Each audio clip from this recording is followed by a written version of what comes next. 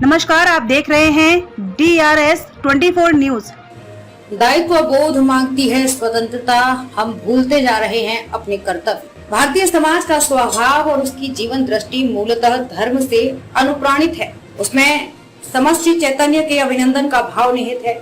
यहाँ हमें ये भी नहीं भूलना चाहिए कि जीवन का स्पंदन एक दूसरे से जुड़कर ही संभव होता है, क्योंकि हम जिस सृष्टि के अभिन्न अंग हैं, उसमें कुछ भी अकेला, निरपेक्ष और पूर्णतः स्वतंत्र नहीं है। सब एक दूसरे से जुड़कर ही अर्थवान होते हैं। गिरीश्वर मिश्र। स्वतंत्रता शब्द सुनकर मन में सर्वप्रथम बंधनों से मुक्ति का भाव आता है। इस स्थिति में कोई बंधन नहीं रहते और प्राणी को स्वाधीनता की अनुभूति होती है। हालांकि स्वतंत्रता निष्क्रिय शून्यता की स्थिति नहीं है। स्वतंत्रता स्वच्छंदता भी नहीं है, वो दिशाहीन नहीं हो सकती। निरुद्देश्य स्वतंत्रता कोई अर्थ नहीं रखती। थोड़ी गहराई में जाएं तो लगेगा स्वतंत्रता का वास्तविक अर्थ है अपने कार्य का दायित्व बोध। उस कार्य को दूसरों के जिम्मे न डालना, देश काल और परिस्थितियों के अनुसार कर्तव्यों का पालन करना, अपने विवेक अनुसार बिना किसी दबाव के स्वतंत्र निर्णय लेना और उसके अनुसार कार्य करना। ऐसा ना हुआ तो स्वतंत्रता बेलगाम हो जाएगी।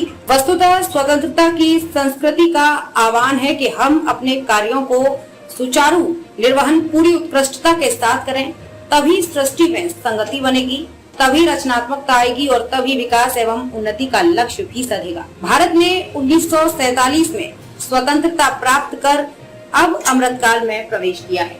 इस बीच भारत की संप्रभुता को कई बार चुनौतियां मिली और उन क्षणों में स्वतंत्रता के अनुभव को हम जानने पहचानने की कोशिश करते रहे। इससे लगता है कि एक राजनीतिक इकाई के रूप में अन्य देशों द्वारा स्वीकृत और स्वयं अपनी पहचान को स्वतंत्र देश के रूप में स्थापित करना एक निरंतर चौकसी रखने वाली प्रक्रिया है। उसका स्थायित्व बहुत हद तक हमारे अपने दमखम और प्रयास पर निर्भर करता है। स्वतंत्रता सदैव आंतरिक एवं बाहरी परिस्थितियों के सापेक्ष ही संभव होती है और उसके लिए निरंतर प्रयास की अपेक्षा होती है। ये बात कई पड़ोसी देशों में और दूर दराज की तमाम जगहों पर चल रहे छोटे बड़े संघर्षों के संदर्भ में स्पष्ट रूप से देखी जा सकती है। स्वतंत्रता पाने के लिए भारतीय समाज ने बड़ी कीमत अदा की थी।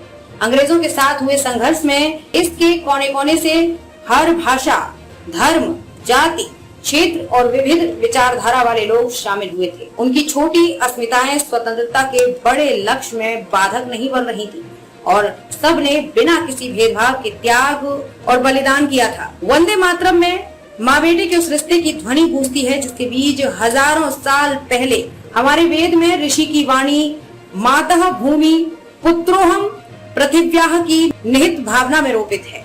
इसमें माँ पहले आती है, वो पूर्व पक्ष है और उसकी संतति बाद में, जो उत्तर पक्ष है।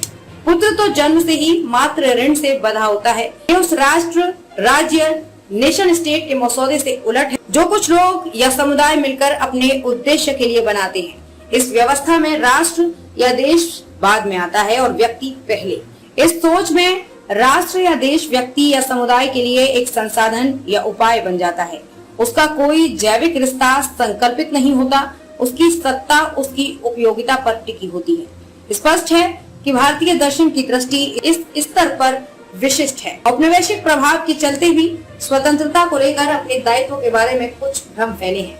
हम अधिकार की भाषा अधिक जानते हैं, संविधान में नागरिकों को दी गई स्वतंत्रताओं को तो याद रखते हैं, किंतु कर्तव्य भूलते जा रहे हैं। देश हमें क्या दे ये तो हमें याद रहता है, किंतु हम देश को क्या दें उसे विस्मृत किया जा रहा है। वर्तमान काल भारतीय समाज के लिए चुनौतियों से भरा हुआ है और पथ प्रदर्शन के पारंपरिक स्रोत सूख रहे हैं। विचार और कर्म के प्रदूषण का खतरा भी बढ़ रहा है। नैतिकता और स्वाभाविक कर्तव्य को छोड़ लोग स्वार्थ, लोभ और मुफ्तखोरी में प्रवृत्त हो रहे हैं। ये परिस्थिति निजी जीवन और समाज की प्रगति से जुड़ी गतिविधियों को बाधित कर रही है। इन सब के चलते नकारात्मकता बढ़ रही है। हम स्वतंत्रता का सतही अर्थ लगाकर अपने लिए छूट पाने के अवसर बनाने में लगे हुए हैं। लोग अपने हित के लिए रक्षा कवच के रूप में स्वतंत्रता का उपयोग करने लगे हैं। ऐसी और न्यूज देखने के लिए चैनल को सब्सक्राइब करें, लाइक करें, शेयर करें।